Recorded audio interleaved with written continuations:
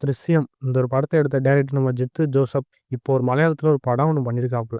"தக்காளி" ஒரு தரமான ஒரு படத்த குடுத்துருக்காப்புல கைஸ். இத பார்க்கும்போது இந்த படத்துல வந்து 2 ஜாம்பவான் நடிச்சிருக்காங்க. 2 ஜாம்பவான் ஆக்டிங்க பார்க்கும்போது, "உன் நடிப்பு பெருசா, என் நடிப்பு பெருசான்னு" சொல்லிப்புட்டு பக்காவான ஒரு ஆக்டிங் வந்து இந்த படத்துல வந்து நம்ம நம்ம ஜோர்ஜ் ஜார்ஜ், விஜய் மேனன வச்சு ஒரு தரமான ஒரு படத்த வந்து நம்ம ஜித்து ஜோசப் வந்து குடுத்துருக்காப்புல. கண்டிப்பா சொல்றேன், இது மஸ்ட் வாட்சான ஃபிலிமு. இன்னொரு படம்னா "வலது வாசத்து கள்ளன்" இந்த ஒரு படம் வந்து ஒரு ரிவெஞ்ச் ஸ்டோரி தான். ஆனா, அந்த ரிவெஞ்ச் ஸ்டோரிய பார்க்கும்போது எப்படி சொல்ல எல்லாமே வழக்கப்பட்ட கதை இல்லாம, ஹீரோ வந்து இவன் தான் வில்லன் அப்படின்னு சொல்லிட்டு இவன வந்து நம்ம எப்படியாச்சும் படத்த ஸ்டார்ட்டிங்லேருந்து எண்ட் வரை இவன வேற லெவல்ல வந்து ஹீரோ வந்து சித்திரப்படுத்தி இவன் தான் உண்மையான குற்றவாளி அப்படின்னு சொல்லிவிட்டு எல்லா படத்துலயும் காமிச்சிருப்பாங்க. ஆனா, ஹீரோ வந்து ஃபர்ஸ்ட் ஹாஃப்லயே நம்ம ஹீரோ வந்து இறந்துறாப்புல. ஆனா, இறந்ததுக்கப்புறம் நம்ம ஹீரோ வந்து அவருக்கு தெரிஞ்ச டெக்னாலஜிய வச்சு ரிவெஞ்ச் பண்றதாங்க இந்த படத்தோட ஒரு கதை அம்சமா இருக்குங்க. நம்ம ஜித்து ஜோசப் இப்படிப்பட்ட கதை அம்சங்கள எப்படி எடுக்குறாப்புல அப்படிதாங்க நமக்கு ஒரு ஆச்சரியப்படுற அளவுக்கு இந்த படத்துல சூப்பரா இந்த படத்த வந்து எடுத்து குடுத்துருக்காப்புல. கண்டிப்பா அவர்ட்ட தான் வாழ்த்து தெரிவிக்கிறேன். சரி, இந்த படத்தோட நம்ம கதைய நம்ம பார்க்கும்போது, நம்ம ஹீரோவா நம்ம ஜோர்ஜ் சார்ஜ் இருக்காப்புல. ஜோர்ஜ் சார்ஜ பொறுத்தவரைக்கும் அவர் லைஃப்ல வந்து அவர் ஃபேமிலியோட சந்தோஷமா ஒரு வாழ்க்கை ஒண்ணு வாழ்ந்துகிட்டு இருக்காங்க. நம்ம ஜோர்ஜ் சார்ஜுக்கு வந்து ஒரு பொண்ணு ஒண்ணு இருக்கா. வந்து ஒரு லாயரா இருக்காங்க. குற்றமான செயல்ல வந்து ஈடுபடுறாங்களோ, அது வந்து நேர்மையா கேட்கக்கூடிய ஒரு பெண்மணியா இருக்காங்க. பிஜி மேனன் வந்து ஒரு போலீஸ் அதிகாரியா இருக்காப்புல. அவர் ஒரு கட்டத்துல வந்து லஞ்சம் வாங்கிட்டு, அங்கே உள்ள அரசியல்வாதிகளுக்கு வந்து ஒரு வேலை பார்த்துக்கிட்டு, பொய்யான குற்றச்சாட்டுகள்லாம் அந்த நிர்வாகி மேல வந்து பழி சுமத்திக்கிட்டு அவரு அப்படி போயிட்டு இருக்காப்புல. போயிட்டு இருக்கும்போது திடீர்னு ஒரு சமயத்துல பார்த்து நம்ம நம்ம ஜோர்ஜ் சார்ஜோட பொண்ணுக்கு நம்ம விஜய் மேனனுக்கும் ஒரு சின்னதா ஒரு பிரச்சனை ஒண்ணு ஓடிக்கிட்டு இருக்கு. ஓடிக்கிட்டு இருக்கும்போது நம்ம நம்ம ஜோர்ஜ் சார்ஜ் பொண்ணுங்க ஒரு கட்டத்துல இருந்து ஒரு இடத்துக்கு போறாங்க. போகும்போது திடீர்னு பார்த்தா பொண்ணு வந்து காணாம போயிடுறா. அந்த போலீஸ் என்ன சொல்றதுன்னு தெரியாம கொள்ளாம போலீஸ் ஸ்டேஷன் வந்து கம்ப்ளைண்ட் பண்றாங்க.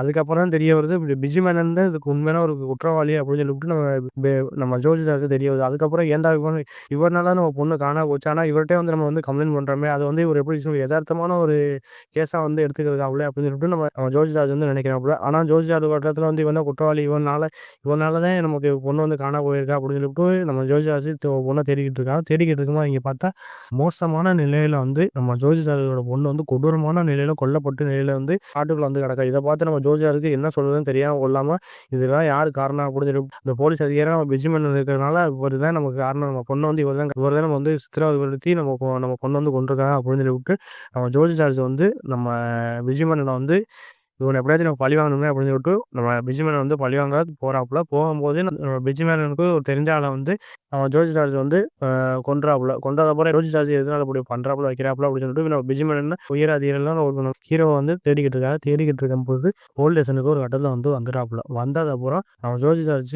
இதுக்கு மேல எப்படி சொல்லி இருந்தா உண்மையான குற்றவாளி நீ ஒத்துக்க, என் பொண்ண நீ தான் கொண்டே வச்ச அப்படின்னு சொல்லிட்டு ஒத்துக்க அப்படின்னு சொல்றாப்புல. ஆனா பெஞ்சமின் வந்து என்ன சொல்றாப்புல, நான் வந்து உன் பொண்ண வந்து கொல்லல வைக்கல அப்படின்னு சொல்லிட்டு ஒரு பொய்யான குற்றச்சாட்டு சொல்றாப்புல. அதுக்கப்புறம் நம்ம ஜோர்ஜ் ஜார்ஜ் வந்து ஒரு ட்விஸ்ட் ஒண்ணு அடிக்கிறாப்புல.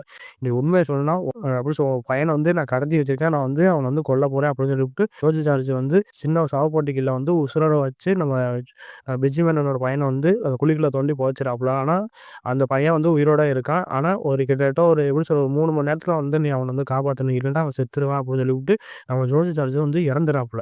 இத பார்த்து நம்ம விஜய் மேனனுக்கு ஒண்ணுமே தெரியாது. என்ன இப்படி சொல்லிவிட்டு அவன் வந்து இறந்துட்டானே, வச்சுட்டானே அப்படின்னு சொல்லிவிட்டு விஜய் மேனன் வந்து நம்ம ஜோர்ஜ் ஜார்ஜ்ட்ட வந்து ஜோர்ஜ் ஜார்ஜ் வந்து நம்ம பையன வந்து எங்க வச்சிருக்கான், எது வச்சிருக்கான்னு தெரியாம கொள்ளாம ஒரு கட்டத்துல வந்து ஒரு திண்டாடுற சீன்லாம் பார்க்கும்போது நமக்கு ஒரு கட்டத்துல வந்து உனக்கு இப்படியாயா வேணும் அப்படியான்னு கொஞ்சம் நமக்கு ஒரு கட்டத்துல தோணுச்சு. மித்தபடி ஜோர்ஜ் ஜார்ஜ் இறந்துறாப்புல. இறந்ததுக்கப்புறம் ஸ்டார்டிங்லேருந்து எண்ட் வரை இவருக்கு வந்து எப்படியாச்சும் ஒரு இவரு தான் குற்றவாளின்னு சொல்லிட்டு நிரூபிச்சிருக்கலாமே. ஆனா இவர் உடனே இறந்துட்டாப்புல அப்படின்னு நம்ம நினைக்கிற நேரத்துல வந்து நம்ம ஜோர்ஜ் ஜார்ஜ் வந்து ஒரு பெரிய ஒரு ஹேக்கரா இருக்காப்புல இந்த படத்துல.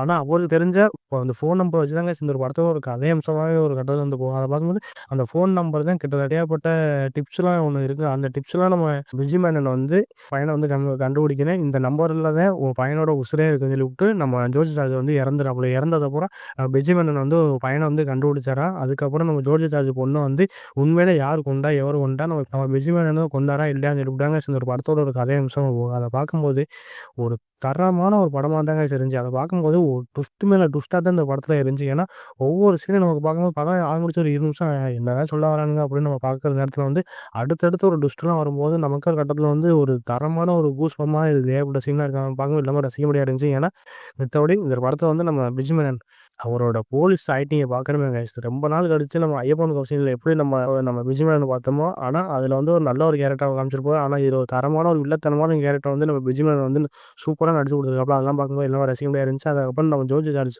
அவரோட ஆக்டிங் தாங்க சில வேற லெவலுக்கு படத்துல ஸ்டார்டிங்ல ஒரு 50 நிமிஷம் ஒரு சீன்ல வர்றாப்புல. ஆனா அடுத்த செகண்ட் அவர் வந்து இறந்துறாப்புல. இறந்ததுக்கப்புறம் அவர் வந்து எப்படி ரிவெஞ்ச் பண்ண போறாப்புல அப்படின்னு பார்த்தா, அவருக்குள்ள ஒரு டெக்னாலஜி வச்சுக்கிட்டு வேற லெவல்ல சம்பவம் பண்றாப்புல. நம்ம பிஜிஎம் போட்டு கதற ஒரு சீன்லாம் பார்க்கும்போது எல்லாமே ரசிக்க முடியா இருந்துச்சு. அதுக்கப்புறம் இந்த ஒரு படத்துல வந்து இதுல ஏகப்பட்ட ஆக்டர் நடிச்சிருக்காங்க. ஒவ்வொரு ஆக்டர்லேருந்து எல்லாம் பார்க்குறேன் எல்லாமே ரசிக்க முடியாம தான் இருந்துச்சு. மித்தபடி இந்த ஒரு படத்துல வந்து விஷ்ணு சயாம் அவரே இந்த ஒரு படத்தோட இசையமைப்பாளர் இருக்காப்புல. அவர் பேக்ரவுண்ட் பிஜிஎம்லாம் போட்டு நம்மள எல்லாத்தையும் கதற விடுற அளவுக்கு பிஜிஎம்லாம் போட்டு சூப்பரா படத்துக்காக கொடுத்துருக்காப்புல.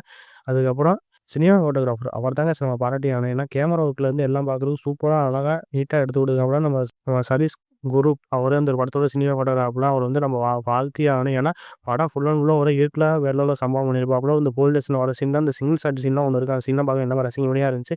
மத்தபடி இந்த ஒரு படத்தை எடுத்தால் நம்ம ஜித்து ஜோசப் அவரோட டைரக்ஷன் தாங்க சில வேற லெவல். ஒரு சின்ன ஒரு கதையை வச்சுக்கிட்டு நம்ம ஹீரோ ஒரு கட்டத்தில் வந்து இறந்துறாப்புல. இறந்ததை கூட எப்படி ரிவெஞ்ச் பண்ண முடியும் அப்படின்னு சொல்லிட்டு ஒரு தரமான ஒரு செய்யணும்னு நம்ம ஜித்து ஜோசப் வந்து இந்த ஒரு படத்தில் வந்து பண்ணியிருக்காங்க. அதனால கண்டிப்பாக நம்ம ஜித்து ஜோசப் வந்து பாராட்டியே ஆகணும். மத்தபடி இந்த படம் ஒரு தரமான ஒரு படம். அமேசான் பிரைமில் இருக்குது. முக்கியம் தமிழ் டப்பிங்லேருந்து எல்லாம் பார்க்கறது தரமாக இருந்து கண்டிப்பாக அந்த ஒரு படம் வந்து மிஸ் பண்ணாதீங்க கைஸ்.